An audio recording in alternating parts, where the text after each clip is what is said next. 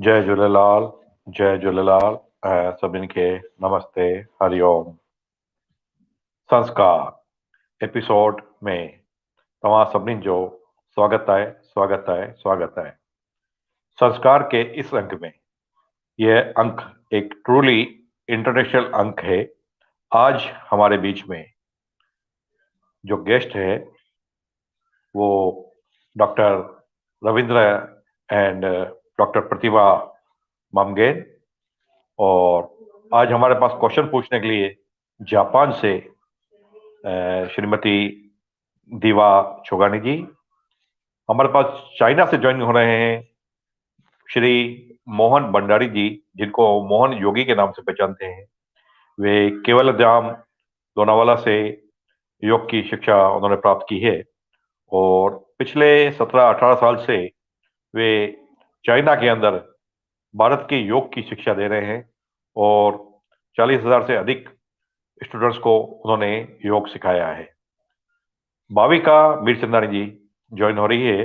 वे Hong Kong से हैं, but आज हमारे पास इंडिया से ज्वाइन हो रही है और हर बार की तरह हमारे साथ है दादा दयाल एन हरजानी जी हांगकांग से, जिनके सहयोग से ये संस्कार पिछले 1.5 साल से चालू है। संस्कार के इस अंक में भी हम आज जो सब्जेक्ट ले रहे हैं आयुर्वेद एंड हेल्थ के ऊपर ले रहे हैं। आयुर्वेद एंड हेल्थ आज की इस कोरोना युग में बहुत जरूरी है। तो मैं एक बार फिर से स्वागत करूंगा दादा दयाल एन हरजानी साहब को। जय श्री राम। हरिओम, जय श्री राम। हरिओम and जय Jhulelal Hariom, to all the जय viewers. झूलेलाल। हाणे घुराईंदा असांजे हाँ, गेस्ट ऑफ ऑनर खे त पोइ चालू करियूं प्रोग्राम। yes. Now, request करना Yeah. sir. Our guest of honor today is Dr. Ravindra and Dr. Pratibha Mamgen ji. नमस्कार। नमस्कार Ravindra ji, Pratibha ji, welcome again to our show. नमस्कार जी। Good evening to all of you. Looks like we Thank you for inviting us.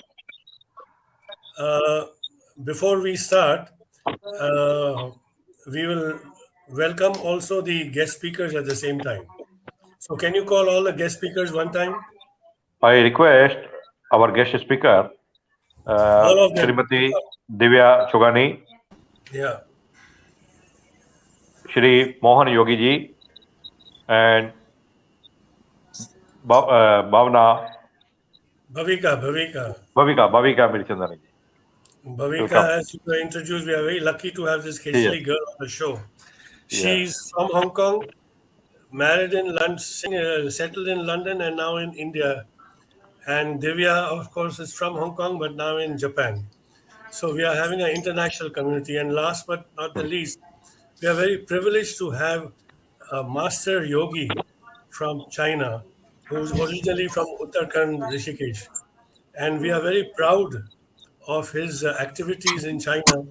We feel he's a national ambassador of India to China for having taught more than 40,000 students in more than four schools spread all over China, in Shanghai, I think, is it Shanghai, Beijing, Guangzhou, and which other place you said, Mohanji? It's a Hanzhou and Chengdu.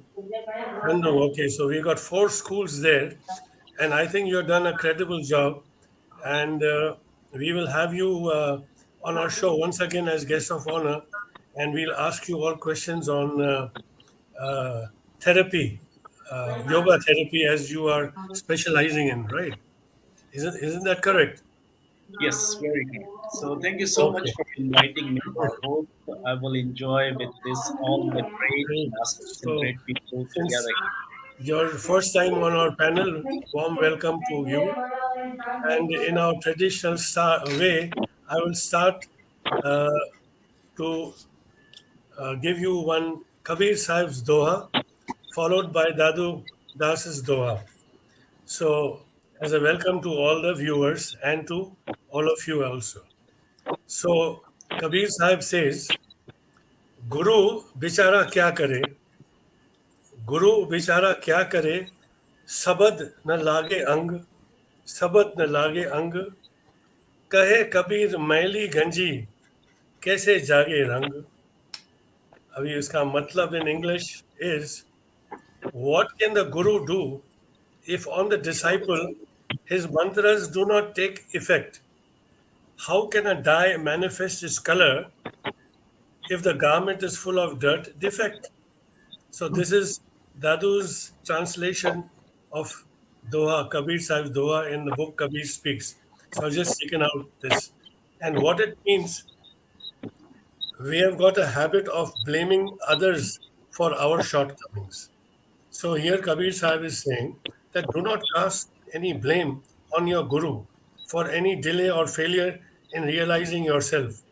Just as a dirty piece of cloth cannot be dyed effectively, in the same way, it is not possible for you to imbibe the Guru's emotional sound, naam, whatever you can say as blessings, if your antakaran is not clean. And now it has become a fashion to change gurus. एक गुरु नहीं चलता तो दूसरे गुरु पे जाते हैं. So all this has to be thought of very carefully. और आप देखेंगे कि जब भी लेक्चर होता है, कंप्लेन करते हैं, Swami ji Baba ji, I can not concentrate, I can not meditate. दादा को बोलेंगे, दादा असल ध्यान कौन तो लगे, ध्यान कीअं लॻंदो. ध्यान तव्हांजो आहे ॿिए हंधि, त पुछंदो कहिड़े हंधि आहे दादा. चई तव्हांजो ध्यानु आहे नाले में ऐं नखरे में, सॼो ॾींहुं ईअं ई आहे करियो त तव्हांखे ध्यानु कीअं लॻंदो. So we should not expect too much from a guru, but we should point the fingers to us. And Dadu says two things today. कंबल पे मैल, चादर पे चिट्ठी, चला ईश्वर को लिखने चिट्ठी. अभी how can you think of writing letter to God with an impure mind and heart? See, so we have to first improve and purify ourselves and qualify ourselves. Once we are deserving, the grace of Guru will come. So in lasting, Dadu says, अंतकरण में अहंकार बसे. योगी जी आप सुनते हैं ना? हाँ, सुनता हूँ. हाँ, अंतकरण में अहंकार बसे तो दुनिया में अज्ञानी फंसे. तो दुनिया में अज्ञानी फंसे. कैसे लगे अब गुरु का ध्यान, कैसे लगे अब गुरु का ध्यान, मिटा नहीं जब तक मन का अज्ञान. सो पहले हम कोशिश करें कि अपना अज्ञान को एकदम अपने दिल से निकालें और फिर आगे बढ़ें. तो इस बात पे हम चालू करेंगे आज का विशेष कार्य. And I will request now Mohan ji to ask the first three questions to Ravindra ji, and then we will follow by Bhavika and then by Divya. ठीक है? In this order. So, Mohan ji, it's all yours. The stage is yours. Please. Thank you so much. This is really like something amazing. Like I need to ask the question to almost, he's my teacher, both of them. And they are really profound in the subject of yoga. So I think I always had some doubt about because in Ayurveda, there is a 6 stages of the diseases.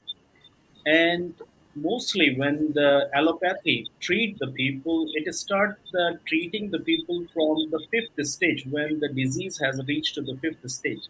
So I want to ask Dr. Mamgaiji if he can explain what are these 6 stages and why this allopathy starts from the 5th stage. Why not from the 1st stage to treat the disease?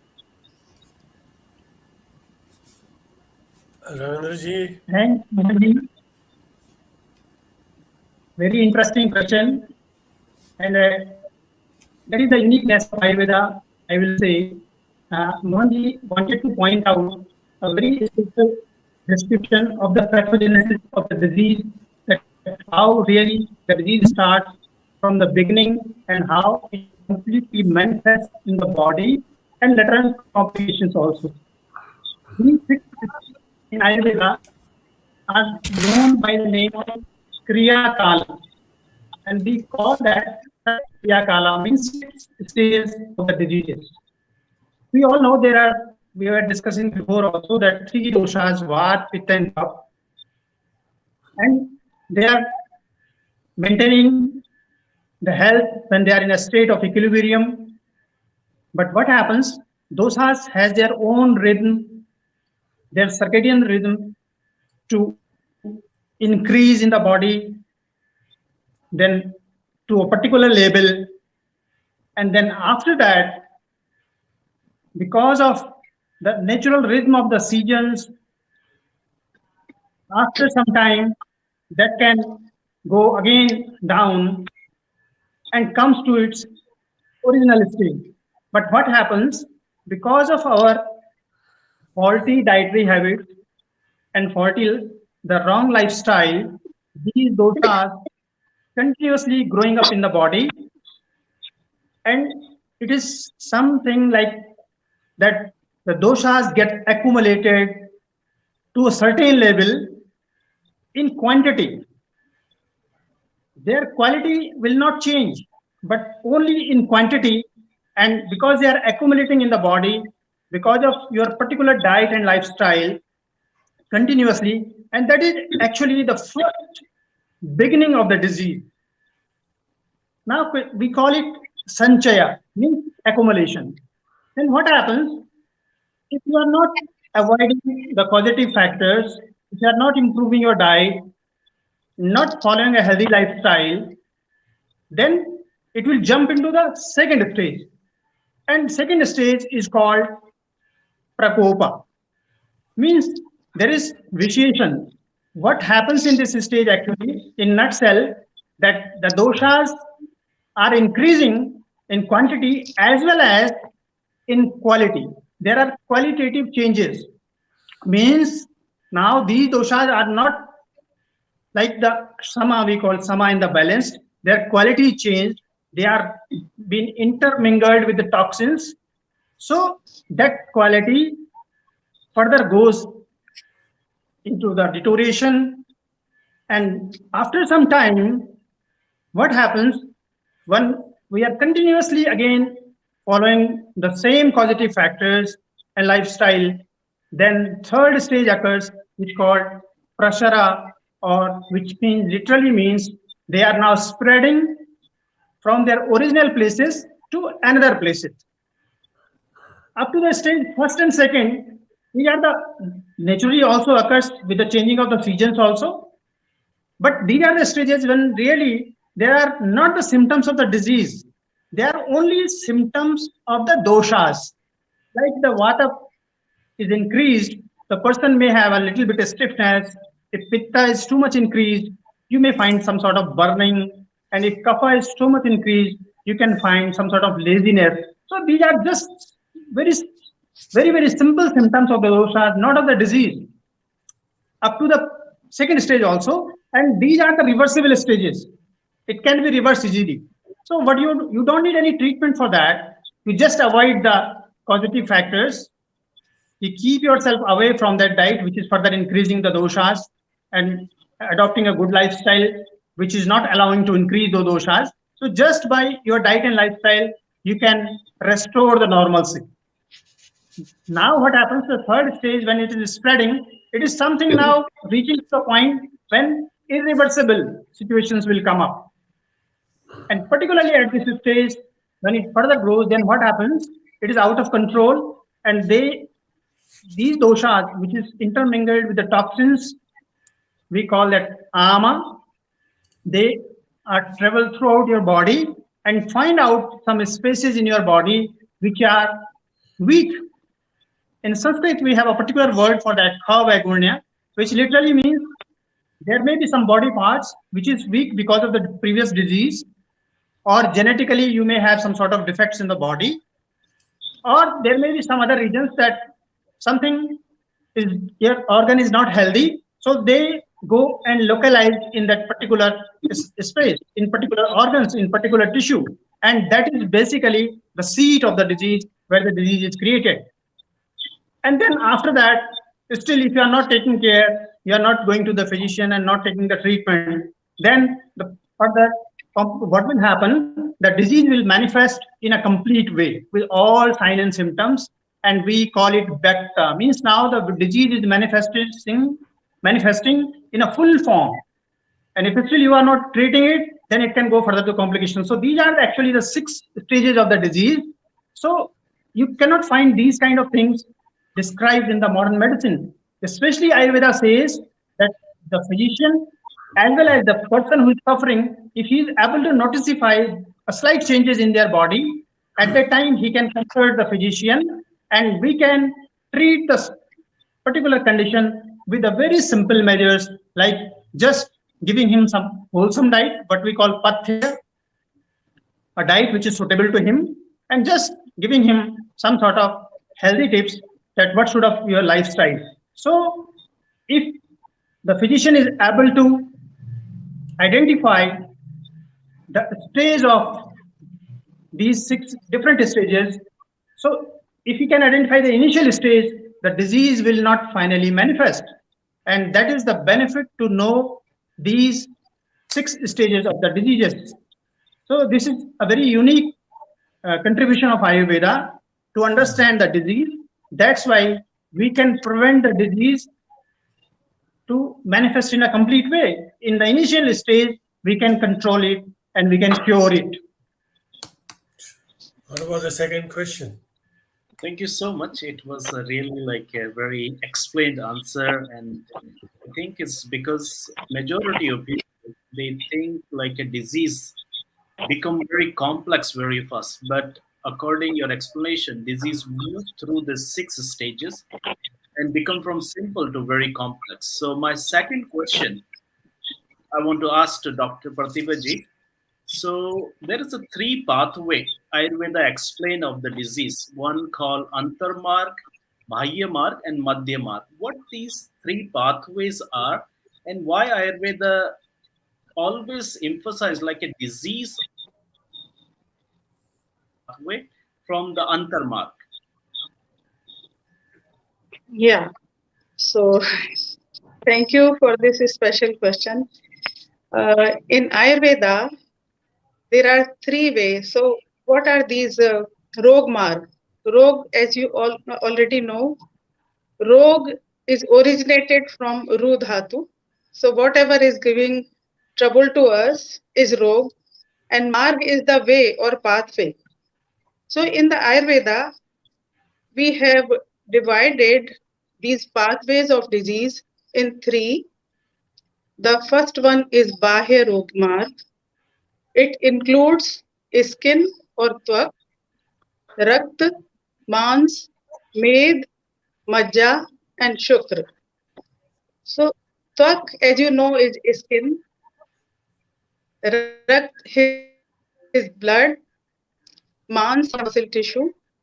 Med or the fatty tissue of the body. Majja, the bone marrow. And shukra is the reproductive system. There is another pathway, which is the middle pathway, and it includes bones, asthi, and then marm, sandhi or the joints, and snayu and kandra. So what is special about it? It is very much like useful when it comes about the movement or about the vitality. So when we talk about the marmas, there are 107 marmas, but 3 marmas are very special, which is like shir or brain, hriday, and basti. So if the disease will manifest in the marmas, it will be very deep seated and strong. And then there is another pathway, which is abhyantar pathway. It includes Kostham, or you can say various cavities of the body, like stomach, lungs, and digestive system, these kind of things. So these 3 Rog marg are very important to understand when we treat the disease, to understand the severity. All these factors, when we want to understand, we have to understand the disease is situated in which path, because the treatment is different according to the each pathway. It is not same for the Madhyam Marg or the middle pathway, and it is also different for the internal pathway. So the disease which are situated deep, they are difficult to treat. So when we are diagnosing a person, it becomes very important to understand the pathways. Thank you so much. Last question again to the Dr. Ravinder Kumar Mamgaiji. So Ayurveda is very close to our nature, whatever we are using to cook our food. And as I know, we have six tastes in our diet. How the six tastes help us to balance our Vata, Pitta, and Kapha? Yeah. So these. So, yeah.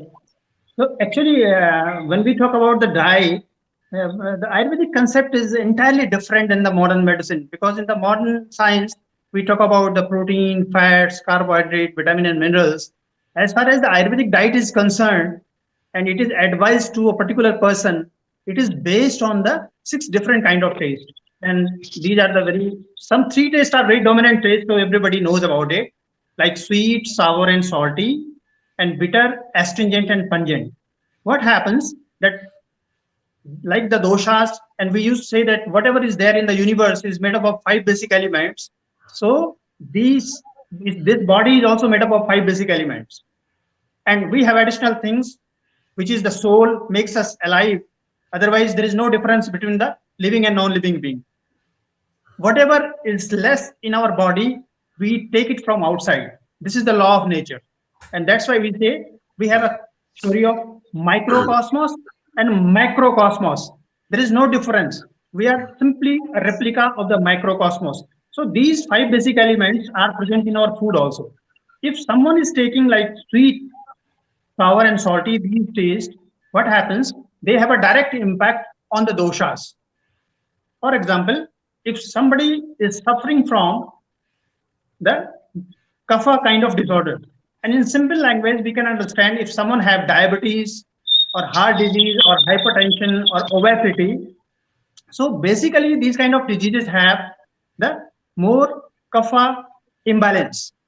So if this person is taking sweet, sour, and salty, then what will happen? The kapha will further get aggravated. And because of that aggravation, the disease will worsen.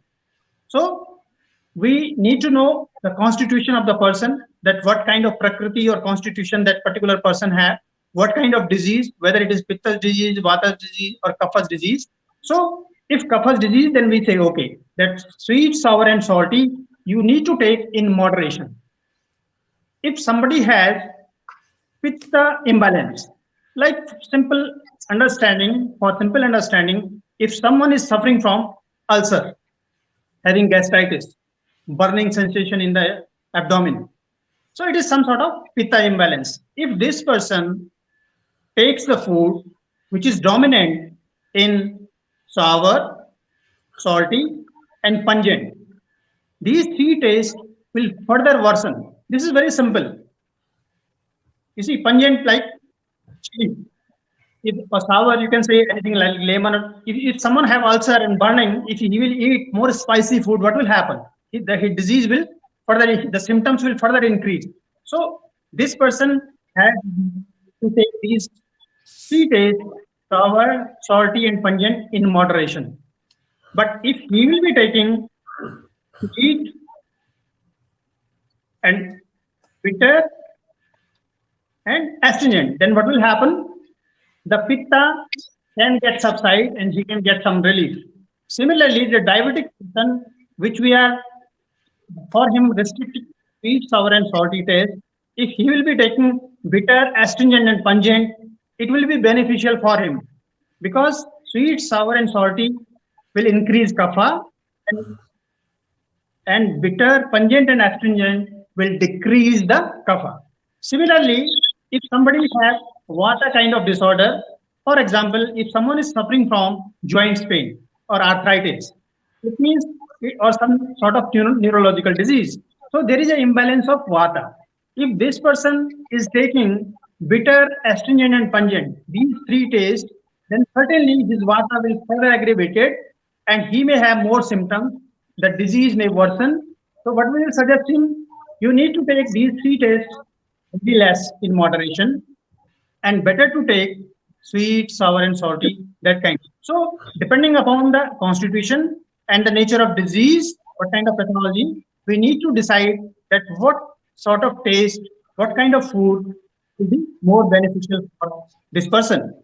So, when we talk about the taste, it doesn't mean that if I'm talking about the sweet, it doesn't mean it is related to only sweets like the sweets in the shops we get different kind of sweets or chocolates. No, you see, even the rice, potato, these kind of things, they are sweet in nature, no? So every food, the physician, Ayurvedic physician have an idea that what kind of taste is dominating in this particular food. So we advise accordingly, and that helps them to restore the balance.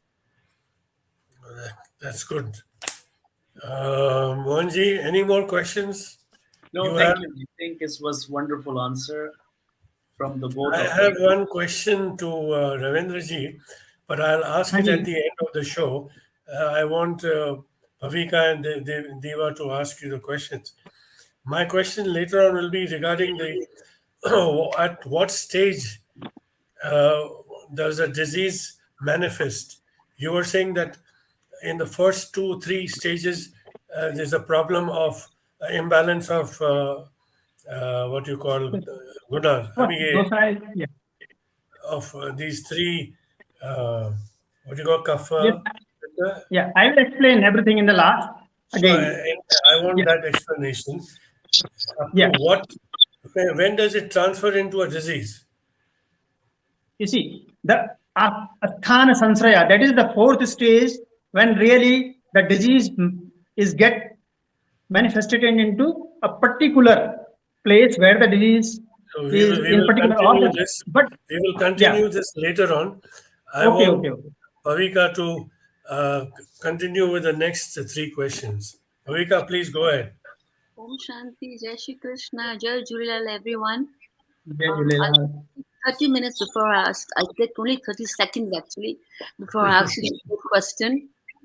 First of all, it's my privilege to be here with all of you. Truly, because my grandfather himself was an Ayurvedic doctor, and he worked as a compounder at the age of 11 because his father passed away, and by the time he was 16 years old, he was preparing medicines himself. And with that, he opened his own practice, and he practiced that until 72 years of age. Until his last day of death, he practiced medicine. So I have immense respect for all the Ayurvedic doctors in the world. Thank you so much. Without you guys, there would be nothing. There would be no cure. Thank you so much. God bless you all always. You're welcome. Yeah. So my fourth question is, what are the methods of treatment in Ayurveda? Okay. So should I answer this question? Yeah, please, Pradeepa, go ahead. Okay. So in the Ayurveda, mainly if you see, there are 2 methods of treatment. First one is, you can say, Shodhan therapy or the purification therapy. The second one is Shaman therapy. So Shaman therapy is the pacification of the disease. So why? Because sometimes children come to you, or a pregnant woman come to you, or an old person come to you. They cannot take strong measures of treatment. So in these type of cases, what we do shaman or pacification type of therapy. And how it is done, we suggest a kind of diet which is beneficial for them and will balance the Vata, Pitta and Kapha. Also, we ask them to go away from the factors which are causing diseases. Like we say Nidan Parivarjan to it. So there are many things which they are doing wrongly, and that can cause disease, and they should go away from that. And then there are some kind of Deepan therapy in which we make their digestion better, because all the disease start from the digestive system. And there are some medicines which help in the pachan, again to the proper digestion of the food. So when we say Deepan, it enhances appetite. it makes your appetite better. And when we say pachan, it helps in the digestion. Because there is a saying in the Ayurveda, rogaha sarve mande agno sutram udrani cha. All the disease starts from your gut. So it is very important to balance the disease, to control whatever is wrong in the digestive system. Also, we suggest a kind of lifestyle which is suitable to that person. Simple kind of exercises which are beneficial, which enhance immunity. All these factors we take in consideration. Also, rasayan therapy or the rejuvenative measures, or sometimes we need vajikaran if the reproductive system is not healthy. So these kinds of things we do in the shaman or the pacification type of the therapy. But when the disease is roots, the very deep seated, when the diseases are old, chronic, and very deep seated, then you cannot cure them unless you purify the body. So in that case, the Shodhan Chikitsa is very important. And there are various methods of Shodhan or the purification. Diet, of course, is very important. And we suggest fasting. We suggest exercise till you sweat, because that is also a part of cleansing or purification. But if you want to do professionally a cleansing, then we suggest Panchkarma. A Panchkarma is a complete cleansing procedure which takes away your toxins and then bring back the balance. And also it is very much beneficial for those diseases which are related to your neurological system, nervous system, your joints, and lifestyle disorders like diabetes. So these two types of therapies are very special in Ayurveda. Wonderful. Next Thank you for question. answering that. The fifth question is, in what medical conditions Ayurvedic medicines can be taken? Yeah. So Ayurvedic medicines can be taken in most of the diseases. If you leave those diseases which require surgery, operation, or which are in the acute illnesses, like those diseases which you need emergency, like a heart attack or that kind of problem, it is better to take help of allopathic medicine. But most of the diseases are curable with the Ayurveda. Those diseases which require antibiotic, like tuberculosis, should also be treated with the modern medicine or with the allopathy. But otherwise, all the diseases, if you start from the head, whether it is a kind of headache or kind of allergies in the nose or in the throat, or allergies of respiratory system, your digestive system, even tonsillitis. If you go to the joint diseases, urinary system diseases, menstrual disorders, all kind of things can be treated with the Ayurveda. Lovely, lovely. Okay, great. So, how do you define the concept of detoxification in Ayurveda? So concept of detoxification is very important because there are changes in the day, as Dr. Ravindra Kumar Mamgain told. With the change in the day, change in the season, because in the morning kapha is dominant, in the middle of the day pitta is dominant, and in the evening vata is important. Vata is dominant. So same way, in the different season, we have some kind of accumulation of doshas, and if we don't take care of these imbalances, or if our diet is not right, or if our lifestyle is not right, these toxins get accumulated, and then, as he told about the six diseases of the 6 stages of the diseases, then these toxins can circulate in the body, and wherever they see a weak place, they can accumulate there, and then can start the disease process. So detox is very important in the Ayurveda because you take away those toxins daily according to the seasonal changes also. And then you can come to an Ayurvedic doctor for professional Panchkarma cleansing. And you can take away most of the diseases which are related to the lifestyle, or because of many, when the toxins accumulate even in your digestive system, the disease can start, because it will make your digestive fire very low. So detox is very important, and it can be through diet simply, or you can take help of the herbal medicine or the procedures. So various types of juices are used, various type of herbal medicines are used, Yes. procedures are used, or simple some lifestyle measures are part of detox in Ayurveda. Oh, that's good. Wow. Thank you so much, Doctor. Bhavika, thank you so much. Do you have any questions, any doubts remaining in your 3 questions that you asked? No, but to be honest, all I have to say, there's no question. She answered very, very clearly and to the point.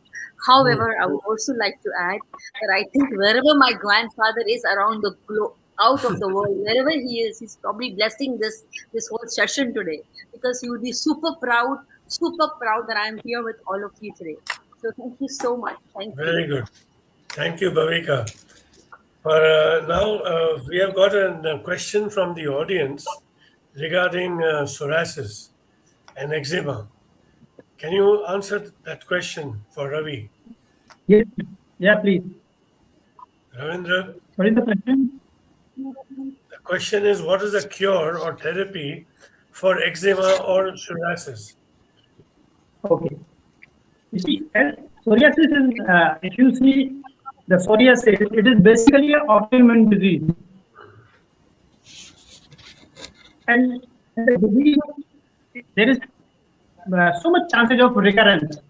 In the modern medicine, if you see the description of the disease, this disease cannot be cured because recurrences are so common. What actually happens if you see the pathology of the disease? What happens normally? Our skin, with a cycle of 28 or 29 days, it sets off so slowly that we cannot notice. What happens in psoriasis, the process is so fast that the scaling is so fast that within 2-3 days, the skin is coming like a scaling outside. So, as far as Ayurveda is concerned, because we are not treating, when we are treating the disease, it is not essential to name the disease, to find the diagnosis in the form of the name. What is more important from Ayurvedic perspective, the physician just should be smart enough to understand the doshas, which doshas are get involved into that. And in So in that psoriasis, case, in psoriasis, what is the dosha which is upset yeah, or imbalance? yeah. So in psoriasis, so basically in Ayurveda, is very close to that psoriasis, we have some name of the disease also that is called kittis. But we mainly, because psoriasis are different kind of psoriasis, there is different kind of lesions in psoriasis. So we see that what doshas, whether kapha is more increased, whether this is dry scaling only, whether this is a stage and vata is too much aggravated. So we have lots of medications which is used for the psoriasis, and the most popular nowadays, which has a very good results into that, it is a plant called Rhytia tinctoria. The botanical name of that plant is Rhytia tinctoria, and in Hindi we call it Mitha Kutas. What we do, we take the leaves of that plant, put it into the coconut oil, and keep it in the sun for many hours. And after that, the color of the oil changes, and application of that oil over the psoriatic lesions gives lot of benefit. As far as the medicines for the oral use, we have so many medicines, very effective. Some are very common. You might have heard about, like aloe vera used for that, neem used for that. Then at the same time, manjista, Rutia cordifolia, sariva. So these are the some herbs which we use for the treatment of these kind of skin problems. As far as eczema is concerned, eczema is little different than the psoriasis. It is basically an allergic disease, and in eczema also we have lot of decoctions and lot of these Ayurvedic herbs which have a very good result. We can use them for oral use also. At the same time, for local application also, we can use these herbs. Okay. Eczema also, so many kinds of eczemas are there. But if you talk about basically the eczema, if it is a contact dermatitis, because of some sort of person is come in contact of certain particular chemicals, and then definitely we need to avoid the cause, the reason for that. But some are endogenous eczema. Don't know actually that what is the reason for this eczema. And for these kind of eczema, Ayurveda has a very good answer. We treat so many people of skin diseases by simply prescribing them some sort of herbs, some decoction of these herbs, like which is very common, like Haridra, the curcumin, the Aja directa indica, the neem, aloe vera, manjista, sariva. These are very common herbs which is used for these purposes. Okay, thank you. I will ask Deva to continue the show. Deva, you can please Yes. ask your questions to Pratibha. Go ahead. Thank you, Hari Om. Jai Hari Om. Jhulelam. So nice to see you, Dr. Jai Jhulelam. Pratibha. Thank you. So, question to you, Dr. Pratibha. You had mentioned earlier about the panchakarma, and you said it's a complete detoxification that also helps the nervous system. Could you please list out a few methods of the panchakarma detoxifications, and just for the audience? Yeah. If there is a Panchkarma list. means 5 measures. Yeah, Panchkarma means 5 measures. Panch means 5 and karma are the actions. So 5 actions through which you can do cleansing as well as you can treat the disease. Because in Ayurveda, we say if you remove the root cause, the disease will not, the disease cannot stay in the body. So Panchkarma actually treats a person by removing the root cause. And it is a very important kind of therapy. If you see the Charak Samhita, there are so many chapters about what kind of herbs we are using, different kind of oils, different kind of, ghee, different kind of herbs are used here.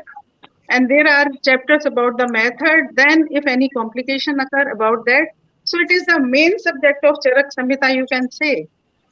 And so many kind of diseases can be treated with the Panchkarma. So it has become very important.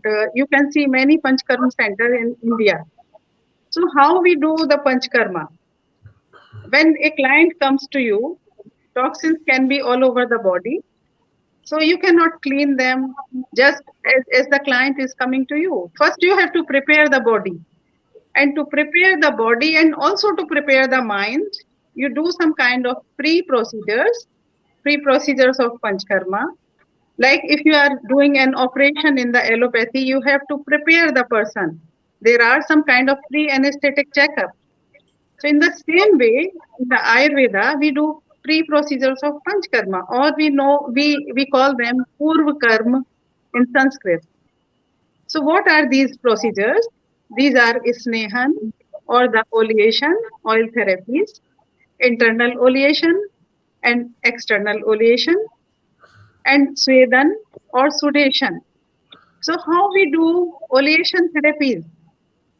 As you understand, we do all the cleansing through the channels. So you have to lubricate the channels, and we use a special oil. And these oil or medicated ghee can be different to different person. So we can use them internally. We give them to drink, but we have to understand whether the body of this person is suitable to take these kind of oil or ghee. That is very important. Ghee or oil, whatever we are using, or otherwise we can give them in a small quantity. The purpose is to lubricate, because when you take away those toxins, the procedure should not hurt the body. As you are making a cake, you lubricate the tin so that when you are taking out the cake, it will come easily. So similarly, we use oil or ghee to lubricate the channel. But if somebody is having heart problem or high cholesterol, we may skip it or we will give in a small quantity. But also we do some external procedures, pre-procedure. One of them is very important, like you might have seen the photographs in newspapers or magazines. We call it Shirodhara. So we give drip of oil on the forehead.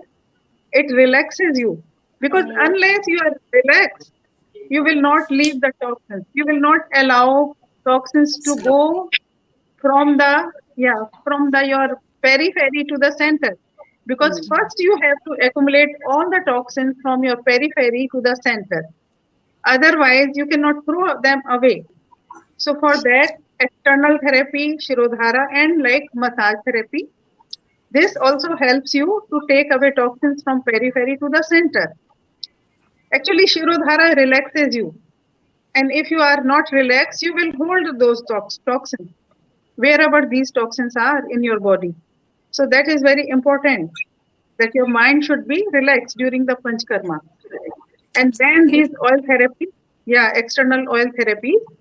And with the help of these herbs and the paste, everything, you collect all these toxins from your periphery to the center of the body. And what is the center of the body? In Ayurveda, the Mahasrotas, the biggest channel of the body, is the digestive system. So our digestive system is the main channel or the biggest channel from where you can throw away the toxins. So this Snehan procedure collects these toxins in the center, and then you give heat therapy or the sudation. So there are 13 type of heats described in the Charak Samhita. Commonly we use moist heat. So what we do, we take herbs, we make steam from that, and we ask the person to sit in a steam chamber. It depends on the person. Some people like to sit or some people like to lie down.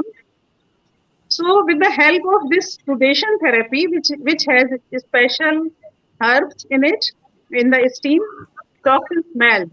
Why?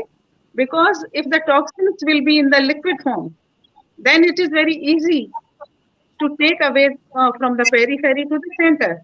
For example, if you want to pour something from one utensil to the other utensil, but if it is in the solid form, it is very difficult to pour. So you need them to liquefy. And when toxins stay in the body for a long time, they become sometimes semi-solid or solid. So heat therapies are very important. Also, these have some extra benefit. These three procedures are very good for the muscular disorder or for the joint disorders, but that is an extra benefit.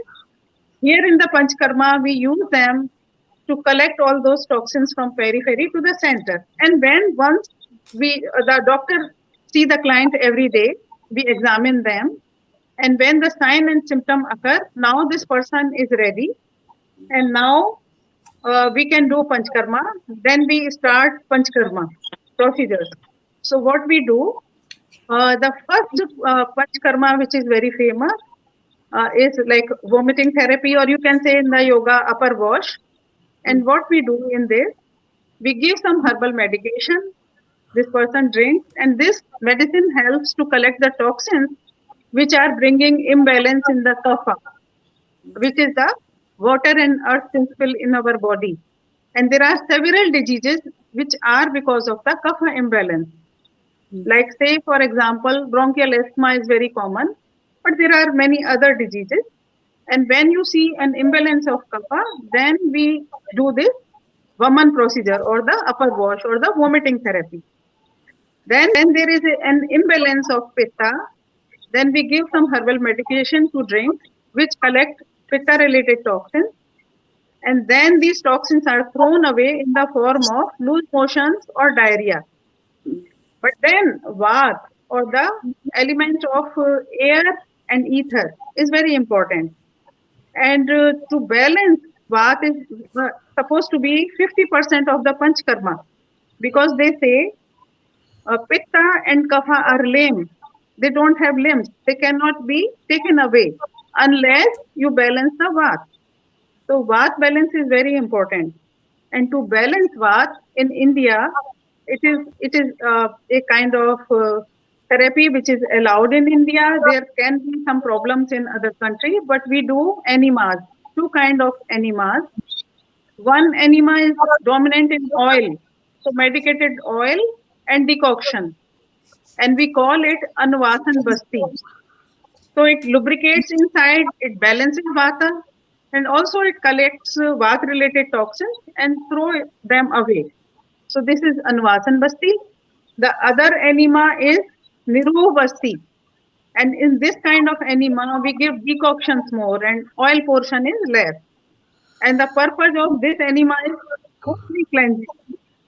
While the Anvasan Basti, which has oil in it, the purpose of that is to balance also vata.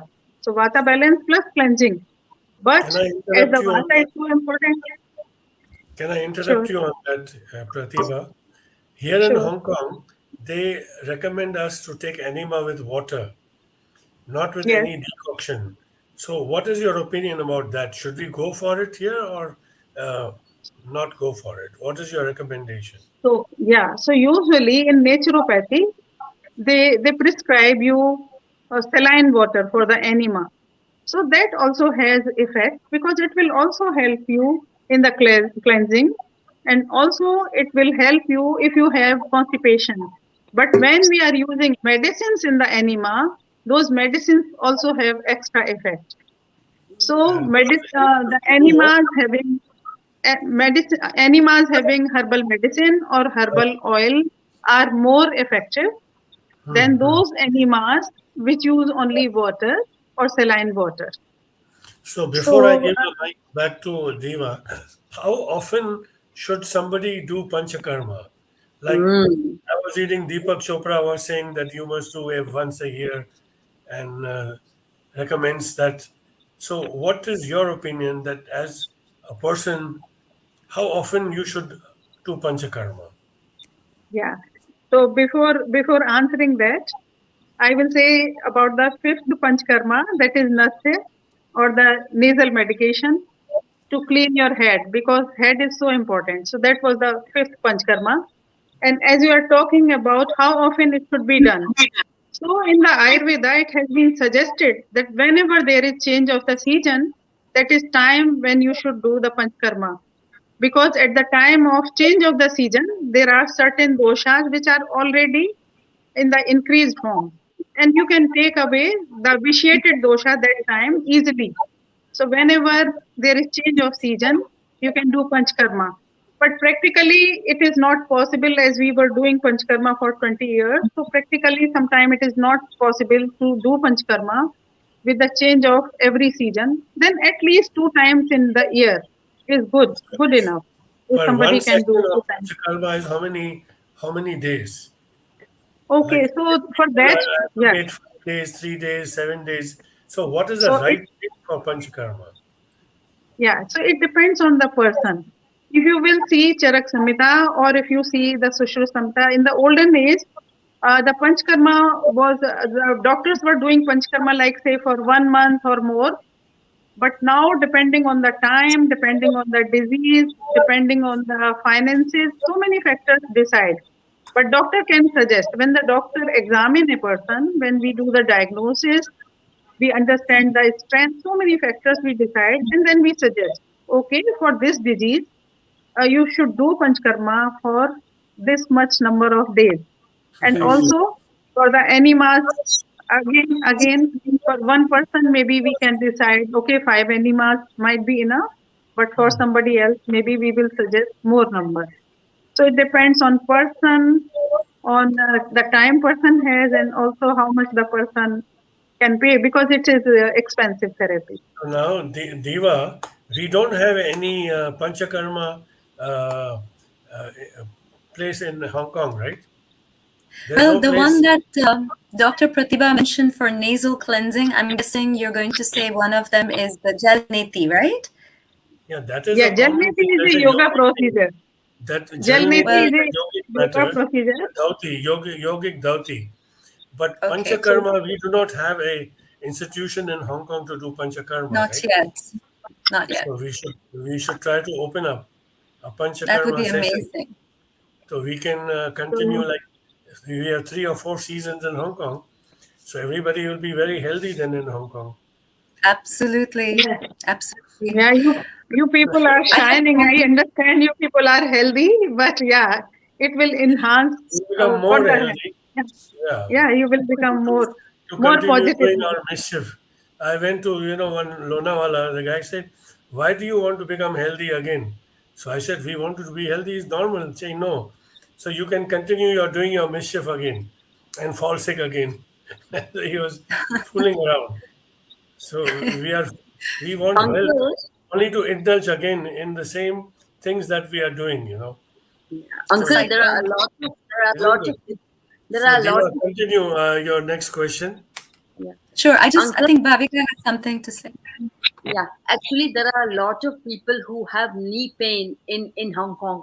So many aunties that I know, so many diva that suffer from knee and leg pain. So many.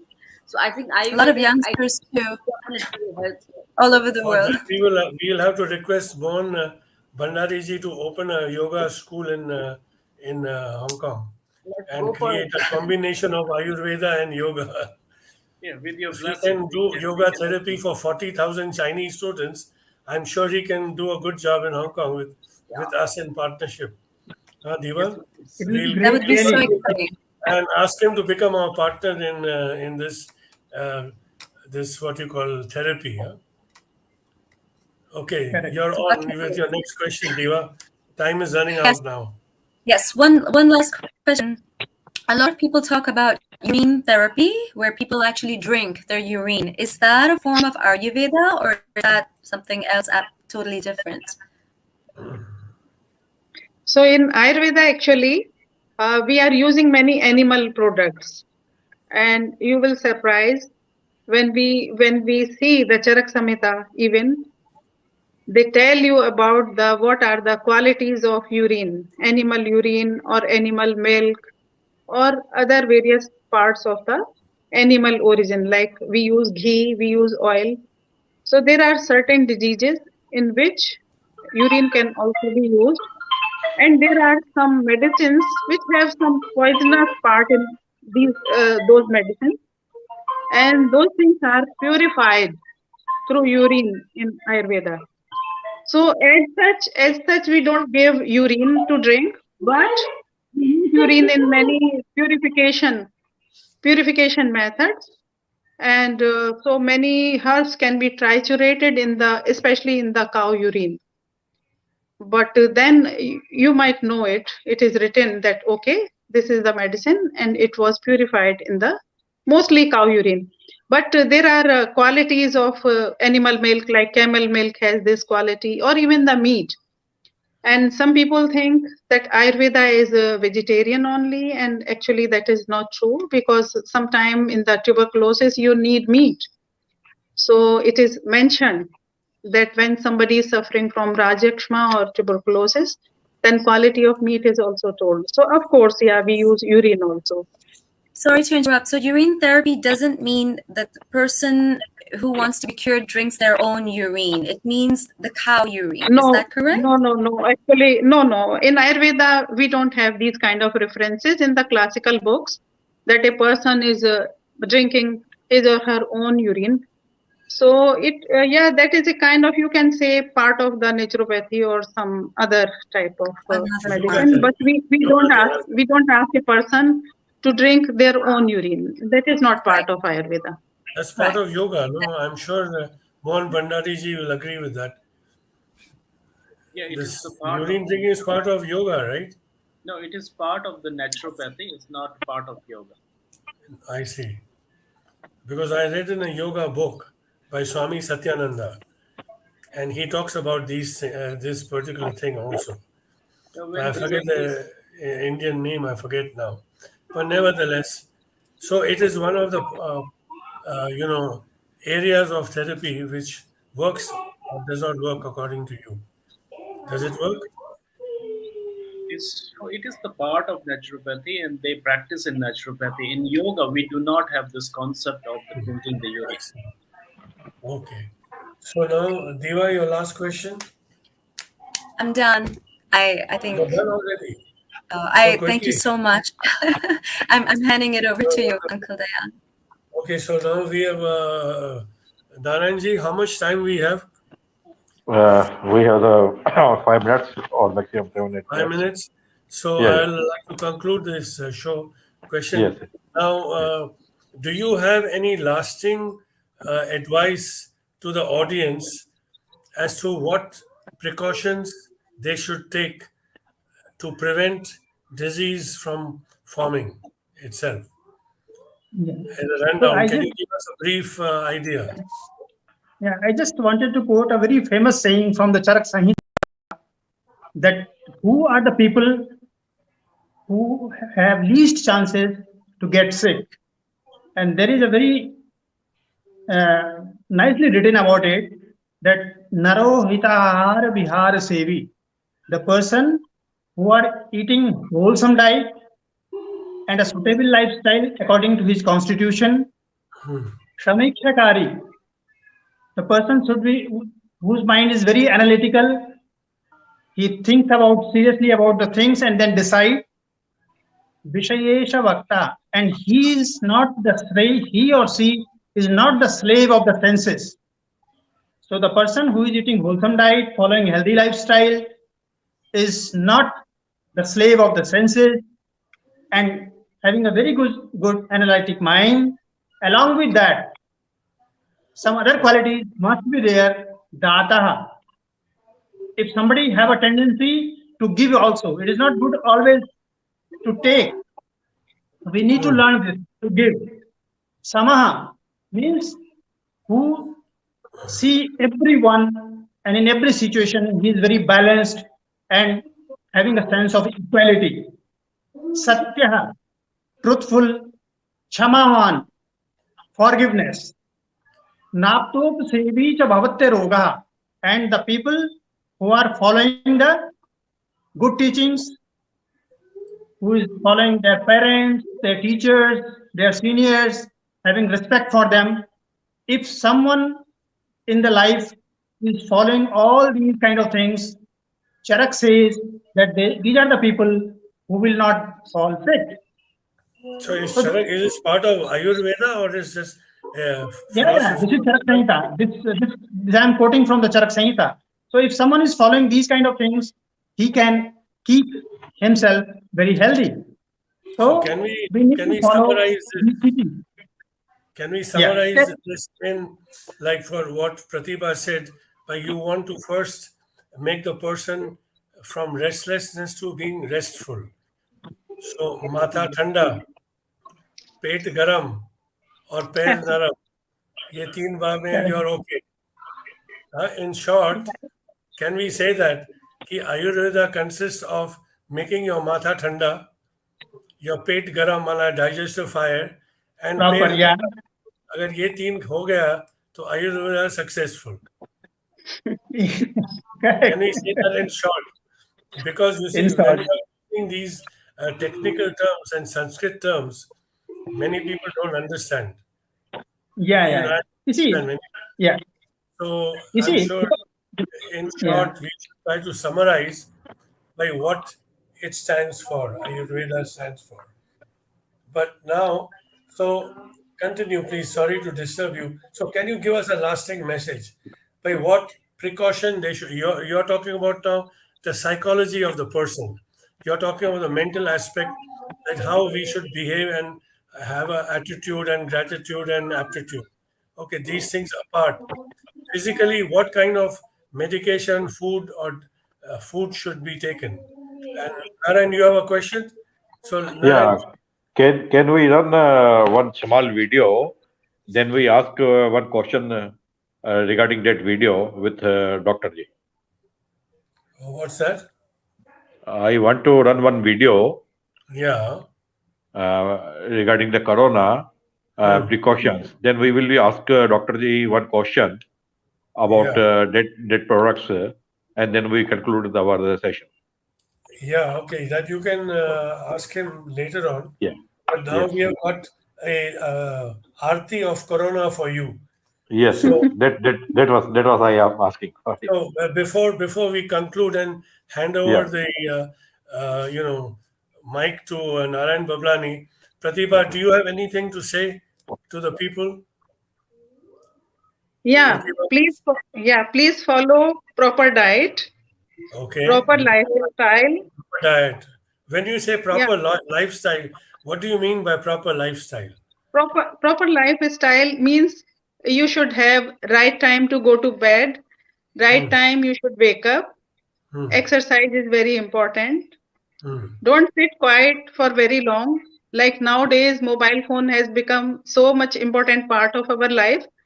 So Right. many hours we are spending on that, sitting is still, which is not good for the uh, healthy Hmm. lifestyle. So you should always understand how many hours for the exercise, how many hours you should sit. Also respect others and respect your elders, as Dr. Mamgain told, because whatever you give to others comes back to you, and harmony in the life is very important. So proper diet, proper lifestyle, and harmony. If you can follow all these things, and as he also told about the donation, and you people are helping so many people I know, in even in India, Hmm. and Dadu Jain has erased poverty mission. So that all is very important, because whenever you are doing certain nice things, blessings come to you, and these things are very important for the life. But you So, forgot that we have a yogi in our midst, and you do not say do yoga. You should. We should do oh, yoga every yeah, day. yoga is most important to keep matha thanda, as you told. You Yoga told, is and a ancillary also to. to keep the. I think they are brothers and sisters. No. Oh, yoga is so important. Yoga, when I told exercises, it means mental exercises to keep your mind calm, and also the physical exercises to keep your body active. And all these you can learn by the yoga. Yoga is Actually, so all the very important lafra, part of the life. all the Very problem important part of. starts. I've seen all the problem and lafra starts with matha garam. Matha garam Yes. ho jata hai, sab ka satyanas ho jata hai. So that is very Yoga, important yes. to Yogis make always him a teach cool you cat. meditation and relaxing exercises. Huh. So yoga is so important. These are sister branches. When you talk about Ayurveda or yoga, they survive together. Yeah, I it think is very important. everybody should have his own regimen of yoga, little asana, and pranayam, and take care of their diet. That's the most important. But what do you think of people who are drinking too much alcohol? This is bad for the health, or what is your You view know, on asking alcohol in the, if you youngsters see today? the, They are if all going in the bar and drinking. So yeah, what message you have for them? yeah, too much of anything is very bad. So Hmm. if people are thinking to drink the alcohol, it should be in the amount which medically is permissible. Like for men, they say not more than 2 peg, and for women, not more than 1 peg. It is good if you can avoid, Hmm. because it's a pitta dominant thing. Alcohol is a pitta dominant thing, and in the life when you have so much stress, and when the diet is having so many kinds of pitta dominant thing, and so then alcohol increases your rajas, and having dominant rajas is not good, because it changes your way of thinking. It makes you more, it brings more anger, more anxiety. So we don't recommend actually alcohol. But if somebody cannot live without it, or if it is part of your culture, then drink in No, moderation, sensibly, drink sensibly. during Person, Charaka's time or Shushira's time, there was no question of whiskey or anything of that sort. But was there any alcohol consumption during 3,000 years back, 4,000 years yeah, back? so if you see the Vedas, there is some description about the som. So Yeah. whenever there was a gathering, like friends gathering, they Hmm. were taking some kind of alcohol, but it was medical alcohol. It was made Medical from the alcohol. herbs. Yeah, it was made from herbs, and the Okay. alcohol was self-generated in those herbs. So that was you can say it was very dilute form of alcohol in that, and people were taking it. आप लोग बैठे हैं तो एक herbal alcohol बना के बिक्री करो, सब लोग हांगकांग में ले लेंगे. हाँ? नहीं, वो बहुत, you need license for that. So we will. That is a different kind of science. Those people who make medicine, that is a different. Thank you very much, Dr. Ravindra. Yes. Thank you very much, all the and Pratibha and Mohan Bhandari ji. Very grateful to you to come on our show, and I hope you'll continue coming as a guest of honor. We'll discuss this about yoga therapy next time. Is that okay for you? Yes, of course. It's very much okay. It is my Fantastic. pleasure to be And here. Bhavika, thank you for your lovely introduction. We'll hope to see you again and be in touch with us. And of course, Deva, we'll welcome you to Hong Kong after your 21-day quarantine, which is really a headache. So, when are you coming back? I'm planning to come back in a week or two, or yeah, I'm still planning. I believe it's going to be 4 weeks instead of 2 weeks. Everybody's okay in Japan now? It's okay? Yes, thank you. Okay. So now I'll give Naranji to do the Corona. There's an Aarti he has picked up of Corona. Please put it on and we'll say goodbye to you at the same time. Okay. Pradeep, kindly run the video. Yeah. Corona से हो बचना तो इतना जरूर करना, सुबह शाम योग करना, सुबह शाम योग करना, प्राणायाम रोज करना, फेफड़ों को स्ट्रॉन्ग करना, बड़ा वजन भी कम करना,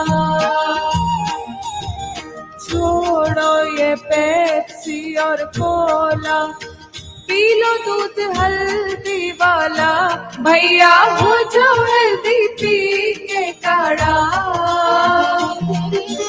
अंग्रेजी दवाओं को छोड़ो, अंग्रेजी दवाओं को फेंको, स्वदेशी को अपनाना, गिलोय से इम्यूनिटी को बढ़ाना,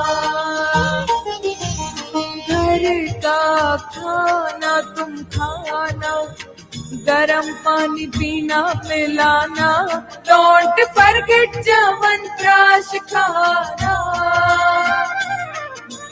2 गज दूरी रखना, सोशल डिस्टेंस रखना, दूर से राम राम करना, वैक्सीनेशन वाली हो तो ले लेना, हाथों को धोते रहना, मास्क उतरने ना देना, भैया मास्क उतरने ना देना, घर रह के चैन तोड़ना, घर रह के चैन तोड़ना, अफवाहों को डिलीट करना, भैया फेफड़ों को स्ट्रॉन्ग रखना. Thank you very well. I think this was a very good Aarti. I think everybody should follow it to the T. Fantastic. Yes. This is a mixture of Ayurvedic and yoga. This Aarti is mixture of Ayurvedic, yoga and natural. Correct. Very good. Thank you for that idea, Naranji. It was a very good idea. I hope you liked it. Yeah, last week. Mohanji, did you like this Aarti or no? Mohanji? Yeah, very much. Very much, I Very think. much, huh? Pratibha, Ravindra. Yes. It is a nice And a very Sanskaar program from all of us. So you remember the Sanskaar program and hope to see you again, and we'll talk on the phone. Sure. And I'm sure you'll be able to cure many people with your panchakarma and this kind of advice. God bless you. Thank you. So, Namaste. yes, Namaste. Thank you. Hari Thank you Om. all. Hari Om to all. Hari Om. And thank you very much for coming and making this episode very successful. Last में एक छोटी सी प्रार्थना, उस प्रार्थना के अंदर भी हम लोग एक ही चीज मांगते हैं, हे भगवान हम सबको सुबुद्धि दो, शक्ति दो, निरोगता दो, अपना अपना कर्तव्य पालन करें, सदा सुखी रहें। हे भगवान हम सबको सुबुद्धि दो, शक्ति दो, निरोगता दो, अपना अपना कर्तव्य पालन करें, सदा सुखी रहें। ओम शांति शांति शांति। जल्दी मिलेंगे एक नए विषय के साथ संस्कार के इस एपिसोड में। Thank you to Shri Dayalan Harjani ji to invite all the guests. Thanks. Jai Jhulelal.